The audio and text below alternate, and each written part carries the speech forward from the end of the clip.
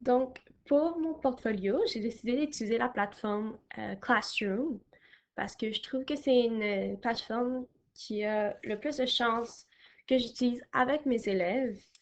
Euh, L'utilisation est vraiment simple. On a juste à leur donner un code et ils peuvent avoir accès à tous les documents qu'ils ont besoin euh, pour faire leurs travaux à la maison ou pour avoir accès à leurs projets. C'est aussi facile de donner accès aux parents parce qu'on peut décider par nous-mêmes quel dossier les parents ont accès ou non. Et ils ont juste besoin d'un code d'accès comme les élèves. Et dessus, on peut aussi mettre leurs notes. Donc, toutes les notes selon les projets, ils ont accès à tout temps.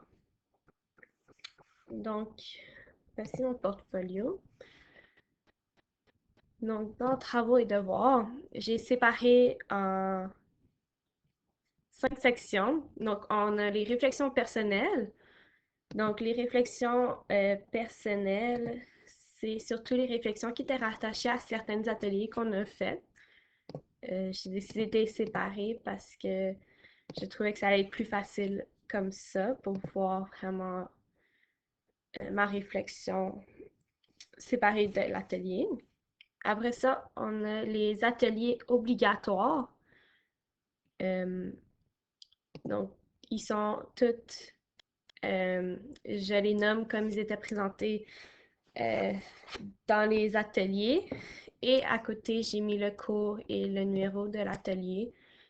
J'aime ça avoir tous mes documents bien organisés. C'est pour ça que j'ai décidé de mettre autant de détails euh, dans le nom des documents. Donc, tous les documents sont soit audio ou capsule vidéo. Puis, on a les ateliers facultatifs. Donc, c'est des ateliers qu'on n'était pas obligé de faire, mais j'ai décidé de les faire quand même juste pour approfondir ma connaissance de certaines plateformes. Certains de ces ateliers ont été faits avec Sarah Fontaine, quand on pouvait les faire en équipe. C'était souvent avec elle que je les ai faits. Euh, Puis, on a l'auto-évaluation et la banque de ressources et d'outils. Donc, j'ai mis vraiment les ressources que j'ai le plus utilisées, ceux que j'ai le plus aimé utiliser à cause qu'ils étaient simples. Euh, j'ai vraiment vu une grande progression dans mes technocompétences. Donc, j'avais déjà une certaine aisance avec les technologies, euh, puisque tout au long de mon parcours scolaire, j'ai dû utiliser les ordinateurs. J'aide souvent mes parents à la maison avec leur appareil électronique, donc j'ai dû apprendre à me débrouiller. Euh, J'avais aussi déjà une certaine aisance avec Smart Notebook, puisque lors de mon parcours secondaire, j'ai été une des premières cohortes à avoir accès à une classe remplie de TBI. Donc, on m'a vraiment appris comment les utiliser.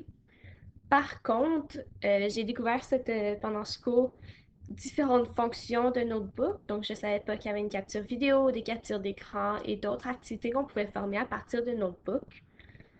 J'ai aussi appris qu'il existait différentes plateformes pour développer des jeux. J'aime surtout la plateforme Padlet. Je trouve que c'est une bonne idée quand on fait les remis de ménage avec la classe. C'est une bonne application à utiliser.